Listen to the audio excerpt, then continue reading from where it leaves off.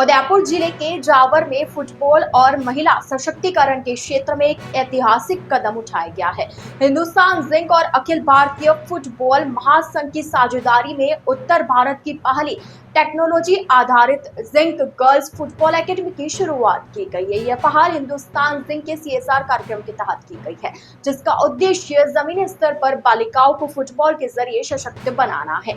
जावर स्थित इस आवासीय एकेडमी में पहले बैच के रूप में राजस्थान, गुजरात, हरियाणा, झारखंड और पश्चिम बंगाल की 20 अंडर 15 बालिकाएं शामिल की गई। अगले 12-18 महीनों में इनकी संख्या बढ़ाकर 60 करने की योजना है। यह अकेडमी न सिर्फ खेल बल्कि शिक्षा और समग्र विकास का भी ख्याल रखेगी। शुभारंभ अवसर पर AIFF अध्यक्ष कल्याण चौबे, महिला टीम की कप्तान स्वीटी देवी, हिंदुस्तान जिंक के COO Kishore Kumar, CSR head अनुपम निधि, जिला कलेक्टर अवधेश मीणा सहित कई गणमान्य जन उपस्थित रहे। AIFF इस अकादमी को तकनीकी दिशा, कोचिंग स्टाफ प्रशिक्षण, संचालन मानक और FQ तकनीक के माध्यम से समर्थन देगा।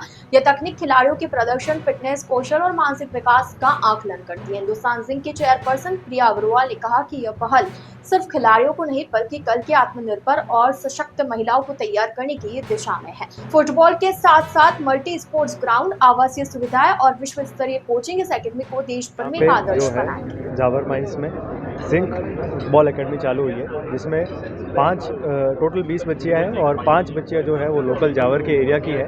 इसके अलावा 12 बच्चियाँ जो है राजस्थान की है।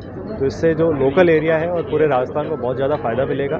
और क्योंकि जो बॉयज़ टीम है उसने भी पूरा पहले यहाँ पे इंटरनेशनल लेवल तक गए हैं, तो ये जो लड़कियाँ हैं यहाँ की लोकल, वो इंटरनेशनल लेवल तक भी जा सकती है अगर अच्छे से ट्रेन करती है। तो उससे जो यहाँ के सारे बच्चे हैं उनको बहुत मोटिवेशन मिलेगा। जब ये बच्ची अपने गांव में वापस जाएगी, उनको बताएगी कि देखो हमने ये सीखा है, ये करा है और इस तरह से इंटरनेशनल लेवल पे होगा।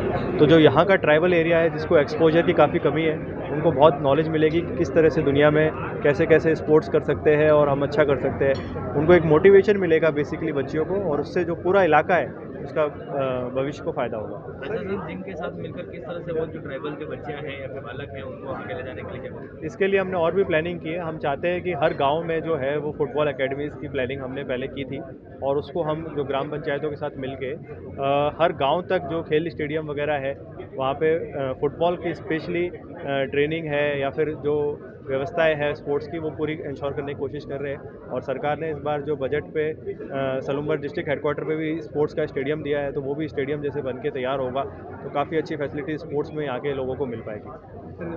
ठीक है। किस तरह का कार्यक्रम था सर? फुटबॉल जो कॉम्पिटिशन जो भी है तो उसमें हिंदुस्तान जिंक लिमिटेड 2017 में जिंक फुटबॉल एकेडमी ZFA शुरू किए थे बॉयज़ को लेके। अभी तक करीबन हमने 200 बॉयज़ को हम फुटबॉल में ट्रेन कर चुके हैं ग्रास रूट लेवल पे। फुटबॉल मतलब सिर्फ कोचिंग ही नहीं, कोचिंग इज़ वन, दूसरा use of technology and science for coaching the kids, और उनको सही पोषण मिलना और एजुकेशन भी साथ में रख के एक तरह का इन हाउस एकेडमी बना करके बच्चों को सिखाया। उसमें बहुत बच्चे आगे भी बढ़े हैं। आज की तारीख में हमारे बच्चे हैं, अंडर 17 के बच्चे राजस्थान का चैम्पियंस है।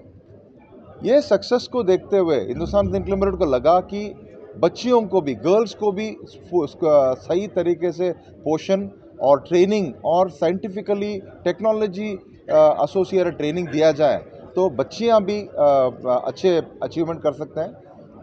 गर्ल्स को और वुमेन को माइनिंग के अंदर में सक्सेसफुल होते हुए हमने देखा, तो हमें ये भी लगा कि वुमेन भी आगे बढ़ सकते हैं।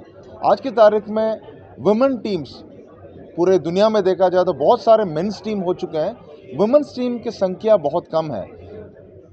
तो हम इंडिया में अगर बच्चियों को अगर सही समय में सही ट्रेनिंग दिया जाए, हमको लग रहा है कि हमारा इंडियन बच्चे और इंडियन जर्सी किसी दिन पहन सकते हैं, इंडिया को रिप्रेजेंट कर सकते हैं। हो सकता है कि ग्लोबल लेवल में वर्ल्ड कप खेले और वर्ल्ड कप भी जीत सकते हैं। यही कारण है कि आज हम इंडिया का फर्स्ट वुमेन्स फुटबॉल एकेडमी शुरू किया है। ये हमको हिंदुस्तान जिंक लिमिटेड को बहुत ही गर्व है। ये ब्रेन चाइल्ड है हमारा चेयरपर्सन प्रिया अग्रवाल का, जो कि ऑलवेज चाहते हैं कि वुमेन को आगे लेके आएँ, और हमें लग रहा है कि हम सही पोषण और सही ट्रेनिंग, टेक्नोलॉजी एसोसिएटेड ट्रेनिंग अगर वुमेन को देख पाएंगे, गर्ल्स को दे पाएंगे, so they will grow very fast they will be very very skilled और एक दिन इंडिया को रोशन करें, इंडिया का नाम रोशन करेंगे और इंडिया के लिए गोल्ड मेडल लाएंगे। Thank you. पार्टिसिपेट है इसमें, कितने खिलाड़ी भाग ले रहे हैं, कैसे? देखिए, आपने अभी हाल में देखा कि जो भारत के सीनियर वीमेन नेशनल टीम पहली बार क्वालिफाई किया है एएफसी के फाइनल राउंड में, जहां मार्च में इन्होंने ऑस्ट्रेलिया में जाकर के मैच खेलेंगे। और मुझे लगता है कि महिला फुटबॉल के लिए एक बहुत अच्छा अवसर है, बहुत अच्छा अपॉर्चुनिटी है। बहुत सारे कारणों के कारण गर्ल्स फुटबॉल एकेडमी हमें उतना देखने को नहीं मिला, लेकिन गर्ल्स टीम की पार्टिसिपेशन दिन प्रतिदिन बढ़ा। पिछले 2.5 वर्षों में ऑल इंडिया फुटबॉल फेडरेशन की जो रजिस्ट्रेशन पोर्टल है उस पर 232% की वृद्धि हुई है महिला फुटबॉलर की, जो कि करीब 16,000 के ऊपर महिला खिलाड़ी आज भारत में है। भारत सरकार के साई के माध्यम से एक अस्मिता लीग चलाया जाता है देश भर में, जहां हर ज़िले में 6 टीम 30 मैच खेलती हैं, जो हमने पिछले वर्ष 63 ज़िले में 63 शहरों में किया।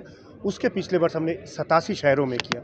मैं समझता हूँ ये सारे कारणों से भारत में महिला फुटबॉल की एक प्रोत्साहन बढ़ रहा है।